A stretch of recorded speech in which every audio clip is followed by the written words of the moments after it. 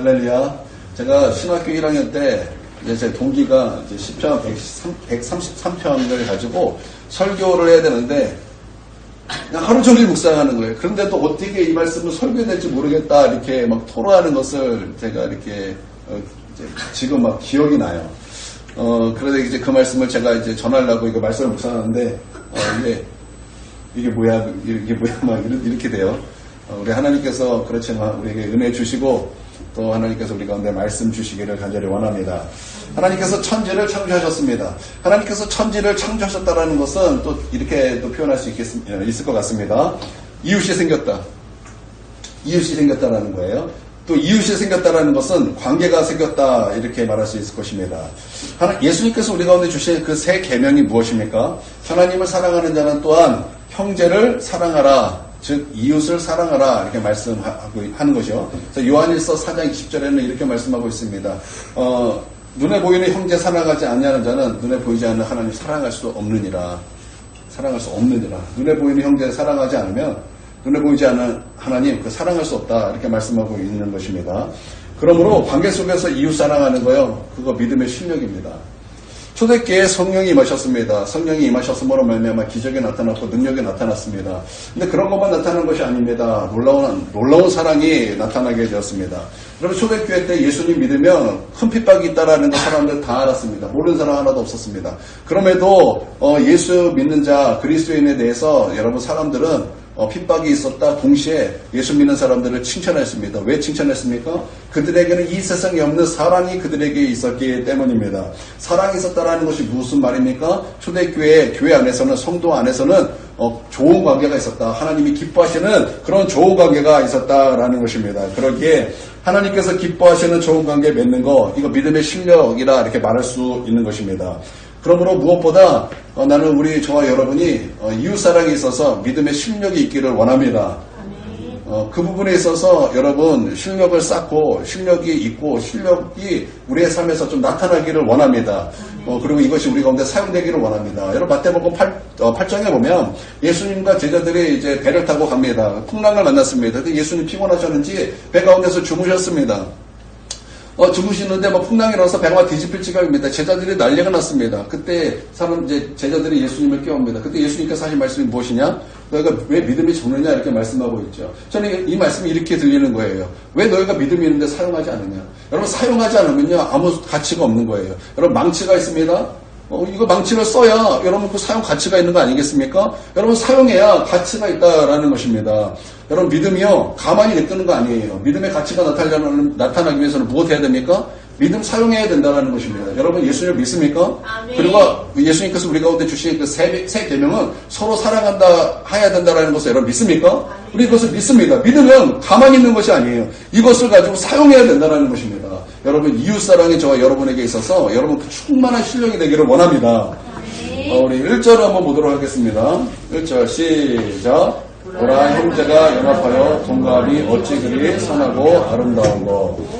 시편 132편은요 성전 건축에 대한 그 다윗의 사랑의 말씀입니다.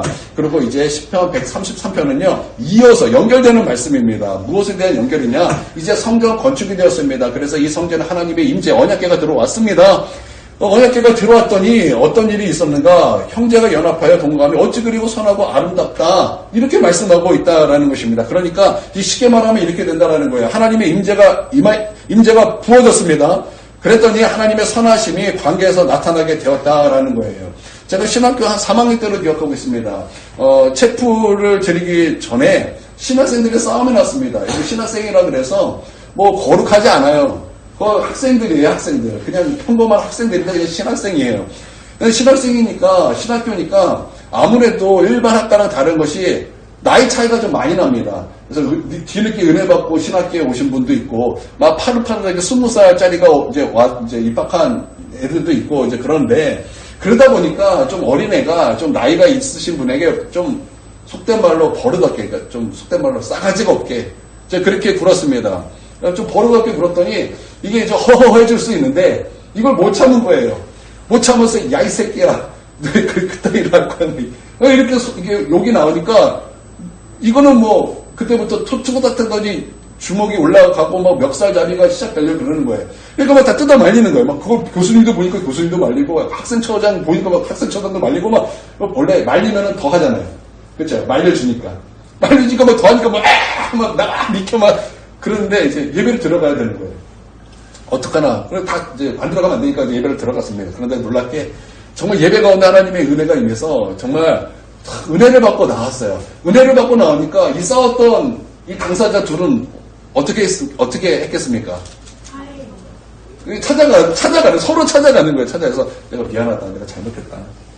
그러면 안 되는데, 내가 이렇게 했다. 그리고 서로 사과하는 거죠. 내 눈을 보서, 야, 그렇구나. 구경했어요, 구경.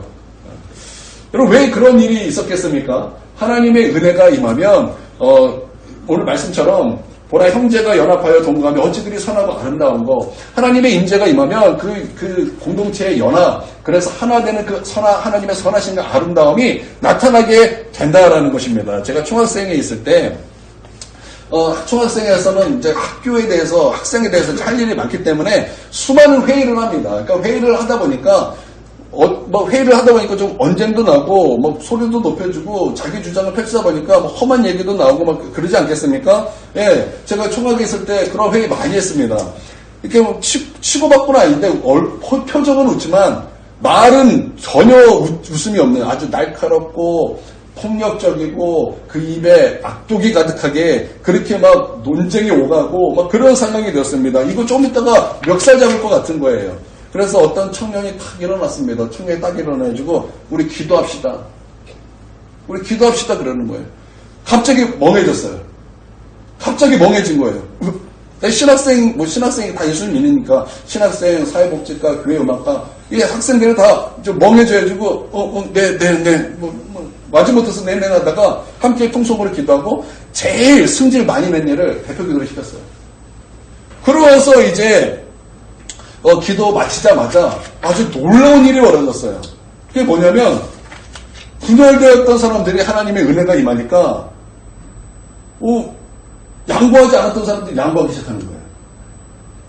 용서하지 않았던 사람이 용서하기 시작하는 거예요. 다른 사람의 말 듣지 않았던 사람이 다른 사람의 말을 귀 기울여 듣기 시작하더라는 거예요. 분열됐던 사람들이 하나님의 은혜가 임하니까 하나가 되기 시작하더라는 거예요. 이거 보고 전부 놀라는 거예요. 와, 이게 이런 거였어? 와, 이게 이런 거였어? 우리가 하나님 앞에 있다고 하는 이 믿음, 또 이 기도 가운데 부어주시는 하나님의 은혜로 말미암아 이렇게 변화되는 것이었어. 우리가 그때 정말 깜짝 놀랐어요. 이렇게 될지 아무도 몰랐어요. 아무도 몰랐는데 정말 기도하고 나니까 완전 모든 것이 180도 바뀌어 버렸다는 것입니다. 그러고 나서 이제 서로 듣기 시작하고 용서하기 시작하고 서로 남을 더 나보다 낫게 여기기 시작하니까 이제 회의가 되기 시작하는 거예요. 아이디어가 나오기 시작하는 거예요. 그러고 나서 이제 기도합시다라고 말했던 이제 그 청년이 이제 일어나가지고 이렇게 했으면 좋겠습니다 했더니 모두 박수 치면서 그것입니다. 우리 그렇게 하겠습니다. 그래서 아주 학교 행사를 아주 정말 성공적으로 마무리했던 그 일이 있습니다. 그 청년 누군지 아세요? 저예요. 접니다. 분위기가 안 좋아요. 분위기가 갑자기 안 좋아졌어요. 여러분, 공동체가 하나 되고 하나님의 선하시고 아름다운 관계의 비결은요, 하나님의 임재에 있다라는 거예요. 그러므로 여러분 예배가 오면 여러분 마음을 활짝 여십시오. 안 들으려고 애쓰지 마시고 활짝 열고 주님을 영접하세요. 말씀을 영접하세요. 하나님의 임재를 구하고 그 임재 가운데 하나님을 만나고자 하는 그 갈망으로 하나님께 서십시오. 그러면 그 하나님의 은혜가 우리에게 역사하기 시작할 것입니다. 하나님의 나라가 임하도록 역사하실 것입니다. 하나님의 의가 역사하고 하나님의 평강이 역사하고 하나님의 기쁨이 역사할 것입니다.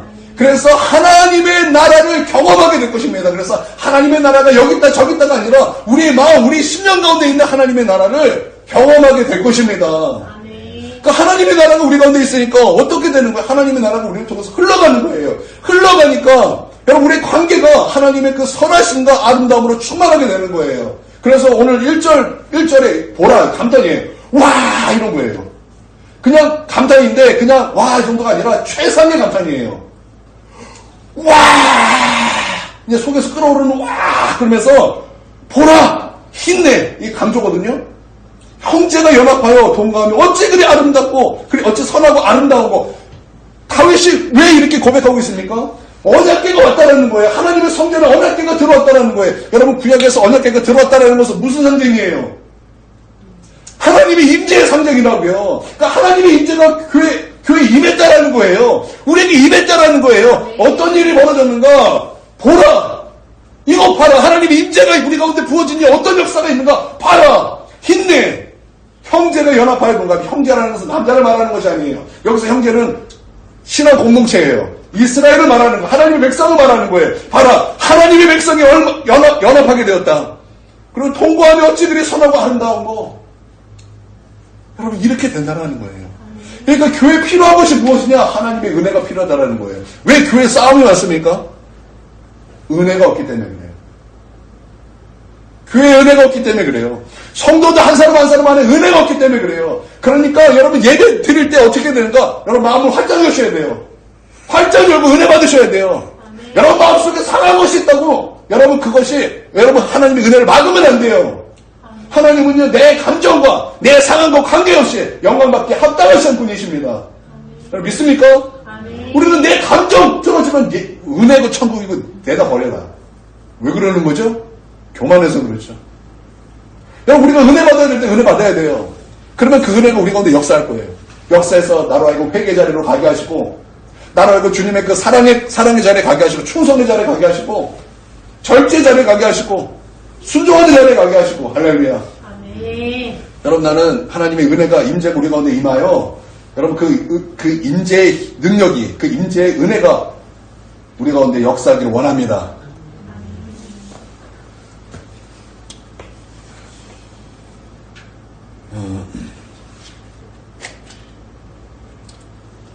우리 2절을 한번 읽어보도록 하겠습니다. 2절. 자, 시작.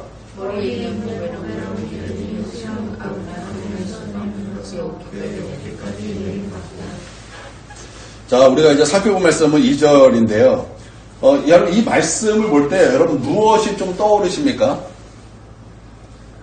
그 제사장의 모습이 떠오르지 않습니까? 그쵸?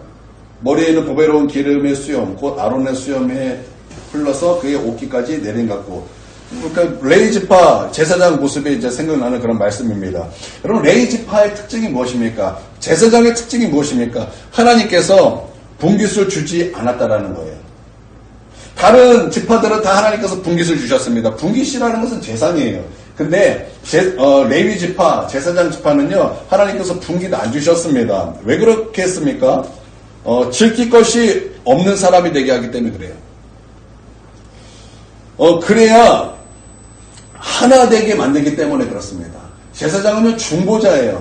하나 되게 해야 되는 거예요. 그런데요 여러분 그때 내가 많은 것을 가지고 있으면요 이거 지키느라 하나 되게 하는 거 그거 못한다라는 것입니다. 여러분 부자 청년이 예수님께 와서 어떻게 하면 영생을 얻겠습니까? 이렇게 예수님께 질문했을 때 예수님은 그 청년의 모든 것을 다 알고 계셨죠. 그 청년은요 재물이 너무나 많아서 그 재물을 지키면서 재물을 바라보면서 그렇게 살았던 사람이었습니다. 그래서 예수님께서 말씀하시기를 너 가진 것 다 팔아서 가난한 사람에게 나눠주고 나를 따르라 이렇게 말씀하셨습니다.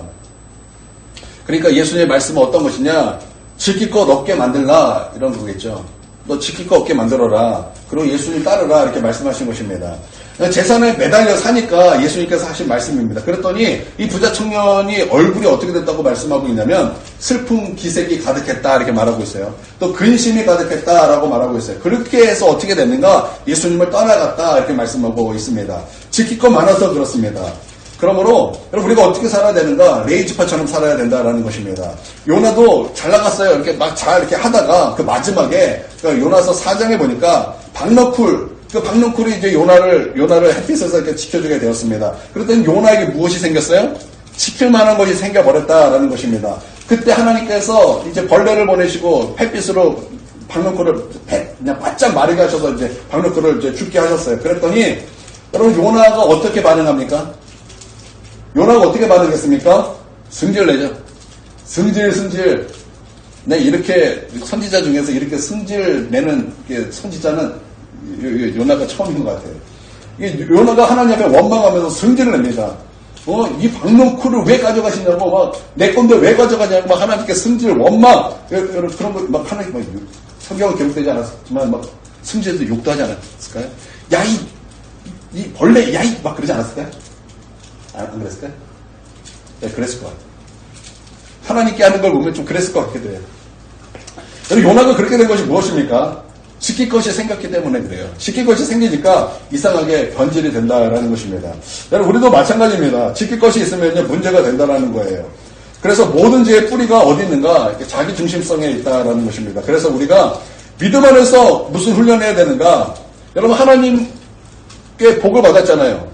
여러분, 예수를 믿음으로 여러분 구원받고 이렇게 하나님께 복을 받은 거 아니겠습니까? 그러면 이제부터 자신을 주는 연습해야 된다라는 것입니다. 이게 실력이고 이게 능력이 된다라는 것입니다. 그래서 하나님의 인재가 있고 그러고 나서 우리는 주는 훈련이 필요하다라는 것입니다. 여러분, 우리가 말씀 중에서 아브라함과 노새 그런 이야기를 너무나 잘 알고 있습니다.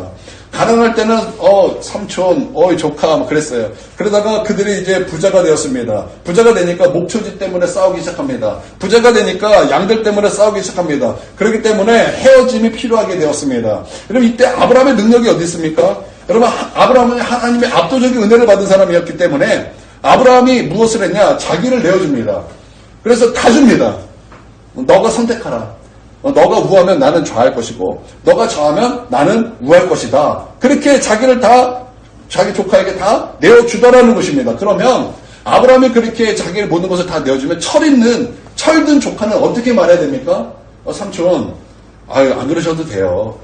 내가 젊은데 젊어서 고생 사수한다 그랬는데 내가 좀 고생하면 됩니다. 삼촌이 좀 좋은 자리에 갔고 나는 좀 이렇게 좀 열심히 일하는 자리에 제가 가도록 하겠습니다 하면 얼마나 좋겠습니까?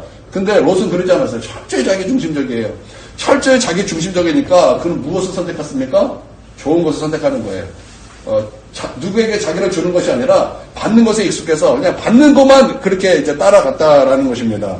그러고 나서 선택한 곳이 어디입니까? 소돔과 고모라죠. 그리고 롯이 선택한 것이 소돔과 고모라였다라는 것입니다. 이게 무슨 말입니까? 망하게 되었다라는 거예요. 그래서 망했다라는 거예요. 하나님의 복을 받았어요. 하나님의 은혜를 받았어요. 그 다음에 해야 되는 것이 뭐라고요? 자신을 주는 거예요. 자신을 줘야 된다라는 것입니다. 여러분, 자신을 줘보십시오. 그러면요, 여러분의 공동체요, 하나 됩니다. 여러분 자신을 내어줘보세요. 그럼 여러분이 있는 곳, 여러분 하나 된다라는 거예요. 하나님의 그 기뻐하시는 그 선하심이 나타나고, 하나님 보시기에 그 아름다움이 그 공동체에 나타나게 되는 것입니다. 아멘. 여러분, 우리가 이제 부모와 자녀 관계가 우리 많이 또 아름답게 포장이 많이 되었지만, 여러분 어떤 면에서는 결코 아름답지 않습니다. 왜 아름답지 않냐면, 부모의 포지션은요, 자녀에게 모든 것을 주는 포지션입니다. 근데 자녀들은 어때요? 자녀들은 부모에게 주지 않습니다. 그 포지션이 아니에요. 자녀들의 포지션은 무엇입니까? 받는 거죠. 그렇죠? 그래서 여기에 부딪힘이 있다는 거예요. 부모는 자꾸 줍니다. 근데 자녀들은 자꾸 받기만 하고 거기서 멈추지 않고 계속 다워다워하지 않습니까? 여기에서 우리가 좀 충격이 있는 거예요. 여기서 여러분 아름답지 않은 모습이 자꾸 나오는 거예요. 관계가 거기서 이렇게 깨끗하지 않는 그 모습이 자꾸 나타나게 되는 것입니다. 그래서 자녀들은 다워다워 받기만 하니까 받지 못하면 어떻게 됩니까? 받지 못하면요, 자녀들은 짜증을 내요. 받지 못하면 자녀들은 화를 내요. 받지 못하면 자녀들은요, 막 분노합니다. 참 그렇죠. 그러니까 여러분, 우리가 해야 될 것이 뭐냐? 다 자요. 아무도 못 들어요. 우리 자녀들 아무도 못 들었어. 주는 거 해야 된다라는 거예요. 자신을 주는 거. 주는 거 훈련해야 된다라는 것입니다. 여러분, 교회도 마찬가지예요. 교회도요, 섬기는 사람이 있고요, 받기만 하는 사람이 있습니다. 그래서 섬기는 사람에게는 항상 사랑이 흘러갑니다. 왜 그래요? 섬기는 거 훈련이 되는 사람에게는 그 사람이 가면요, 사랑이 흘러 넘칩니다. 근데 받기만 하는 사람, 그것에만 익숙한 사람은요, 그 사람에게는 사랑이 흐르지 않습니다. 그래서 받는 것이 끊어지면요, 받는 것이 멈춰지면요, 거기에 분노가 생기고, 거기에 짜증이 생기고, 거기에 미움이 생기는 거예요. 그래서 우리가 해야 되는 것이 무엇이라고요? 받는 것에 익숙하는 것이 아니에요. 우리는 주는 것에 익숙해야 되고, 주는 훈련해야 된다는 거예요. 그럼 예수님도 받기 위해서 오신 분이 아닙니다. 예수님께서는 섬기기 위해 오셨다 그랬어요. 그래서 섬기는데 어떻게 섬기셨습니까? 자기 생명까지 다 주며 주님을 섬기셨다고 말씀하셨어요. 그렇게 우리 가운데 살아가서 끝까지 사랑하시기 위하여 이 땅에 오셨다고 분명히 말씀하고 있어요. 여러분 우리가 예수님을 닮아간다면 여러분 우리는 이런 예수님의 길을 가야 된다는 거예요. 여러분 우리는 십자가의 길을 가야 됩니다. 십자가의 길은요 좋은 길 아닙니다. 십자가의 길은 험한 길입니다. 십자가의 길은 꽃길이 아니에요. 우리는 꽃길을 걷는 자가 아닙니다. 우리는 십자가의 길, 험한 길을 걷는 사람들이라고요. 여러분 섬기면요, 섬기고 나를 주는 거는요, 이게 편한 길 아니에요. 편하지 않습니다.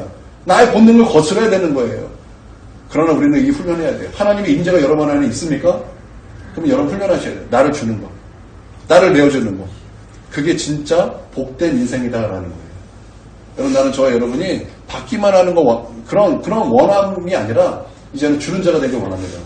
나를 내어주는 거예요. 무엇 때문에? 예수 그리스도의 몸된 교회 때문에. 이 교회는 단순히 교회가 아니라 예수 그리스도의 피로 세운 교회, 예수님의 그 핏값으로 세운 교회 아닙니까? 주님의 그 죽으심으로 여러분 세워진 교회 아닙니까? 아멘. 우리가 무엇 때문에 그렇게 나를 내어줘야 되는 거예요?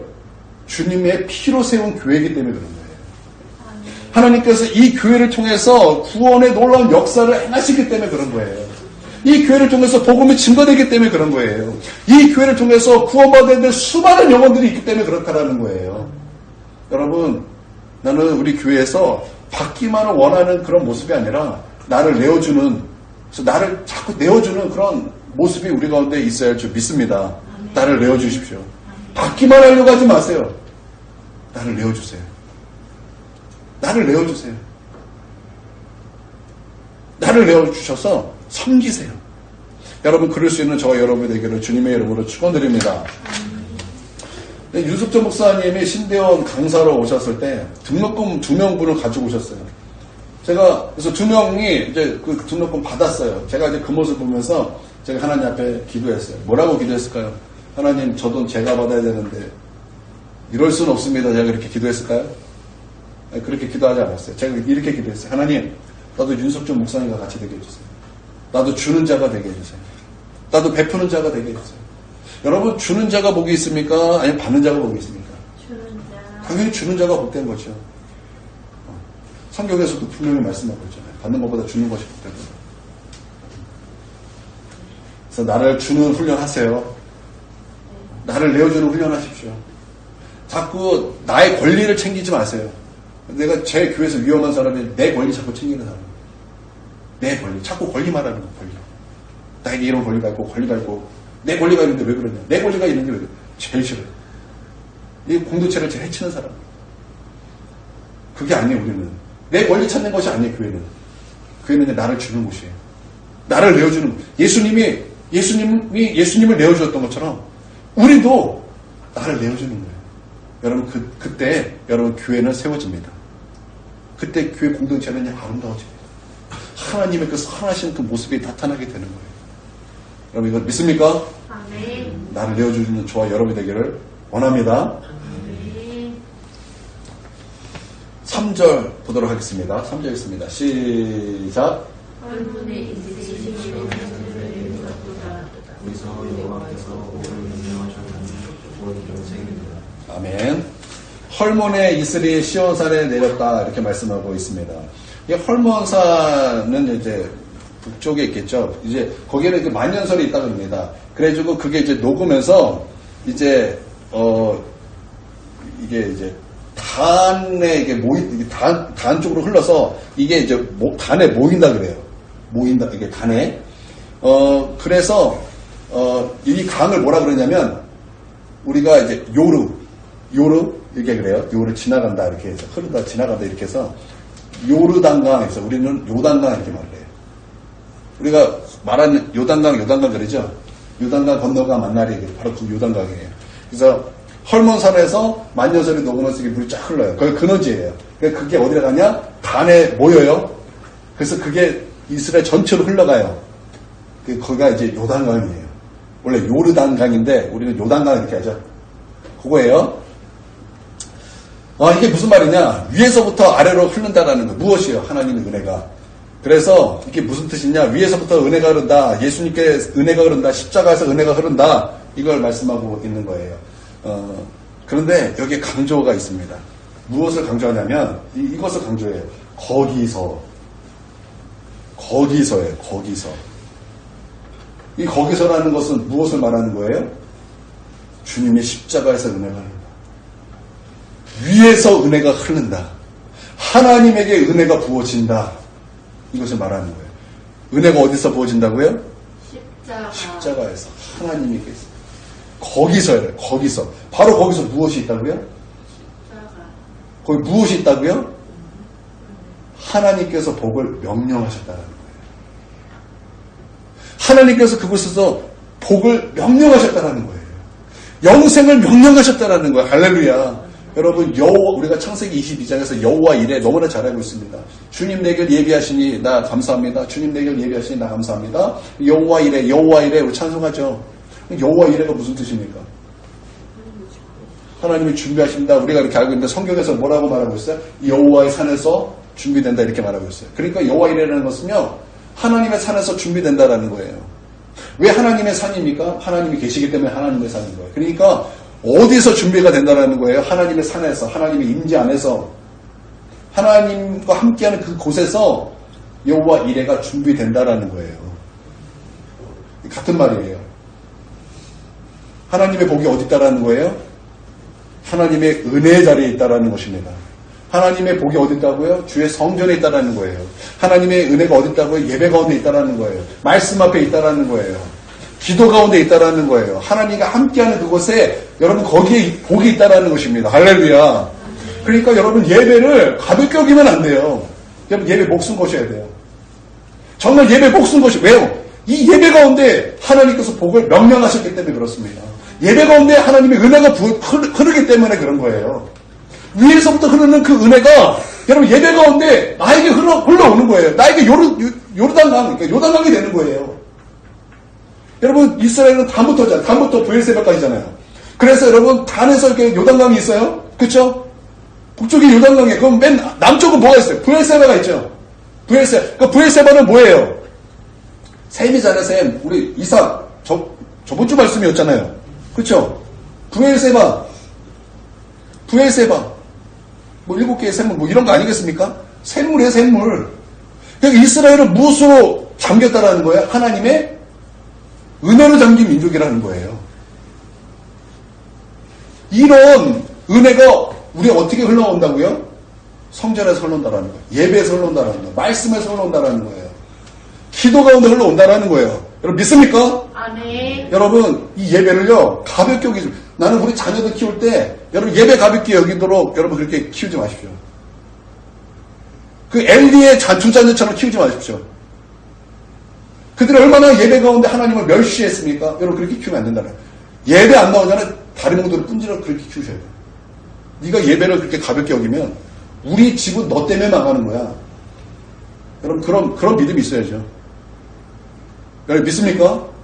왜냐하면 예배 가운데 하나님이 복 주시기로 명령하셨는데 이것이 우리의 창조 목적이기도 하고 이 예배가 얼마나 존귀합니까? 얼마나 귀합니까? 여러분 이 예배는요 여러분의 가장 복된 것임을 믿고 나는 무엇보다 예배자가 될 거야. 여러분 우리 자녀 그렇게 되고 우리 모두가 이런 믿음이 있어야 된다는 거예요. 여러분 예배 가운데 여러분 하나님께서 우리 가운데 복을 명령하셨습니다. 아멘. 곧 영생이라고 말씀하셨고 또 복이라고 말씀하셨습니다. 은혜라고 말씀하셨습니다. 그렇기 때문에 나는 이 예배 가운데 또 여러분이 교회 와서 하나님의 은혜 가운데 있는 또 복을 받는 저와 여러분이 되기를 주님의 이름으로 축원드립니다. 뭐 이제 113편에도 똑같이 말하고 있어요. 그 마지막에 3절을 보니까 천지를 지으신 여호와께서 시온에서 내게 복을 주실지어다. 시온이 뭐예요? 하나님이 계신 곳이잖아요. 언약궤가 있는 곳이잖아요. 복이 어디서 온다라는 거예요? 하나님의 임재에서 온다라는 거예요. 하나님이 나와 함께 하심에서 온다라는 거예요. 임마누엘에서 온다라는 거예요. 여러분 이러한 믿음이 있습니까? 우리 이런 믿음 있어야죠. 이런 확신이 있어야죠. 우리 한번 읽어보겠습니다. 134편입니다. 자, 읽습니다. 시작.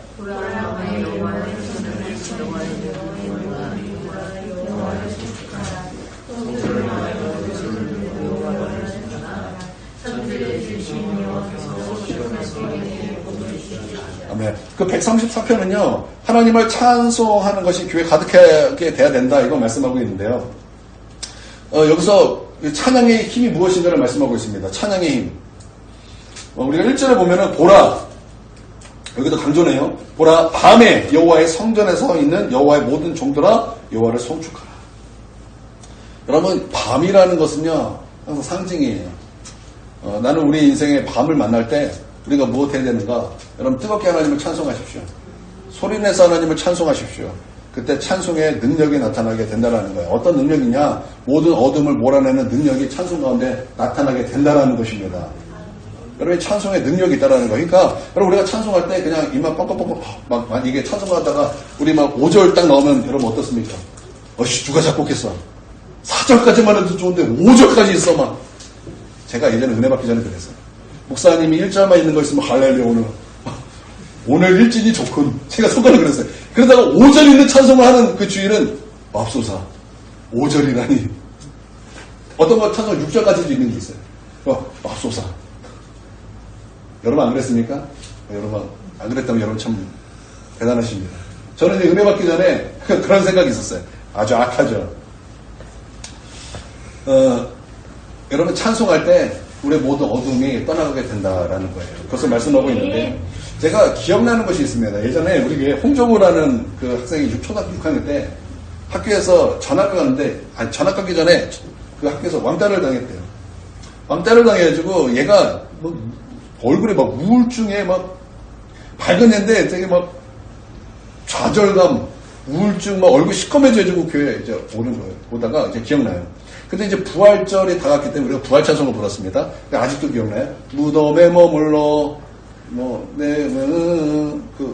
무덤에 머물러 찬양 2절에서 원수를 다 이기고 무덤에서 살아나셨네. 모든 이기시고 나와서 성도와 함께 길이 다스리시네. 사셨네 예수 다시 사셨네. 이거 반복해서 계속 불렀다고요. 근데 갑자기 얘 얼굴이 밝아지는 거예요. 빛이 나는 거예요.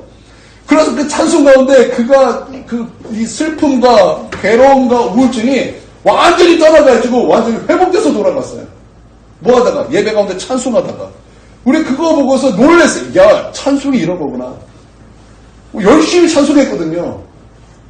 찬송했더니 어둠이 떠나가게 되더라는 거예요. 여러분 삶에 어둠이 있습니까? 찬송하십시오. 그냥 찬송하는 것이 아니라 소리내서 하나님을 찬송하십시오. 하나님은 찬양받기 합당한 하나님이시며 우리가 하나님을 찬송할 때 모든 어둠이 떠나가게 되는 줄 믿습니다. 아멘. 네. 우리 이제 이 15개 모두 다 마쳤어요. 성전에 올라가면서 부르는 노래 다 마쳤습니다. 네. 우리 이제 50분까지 우리 이렇게 통성으로 기도하도록 하겠습니다. 기도하겠습니다.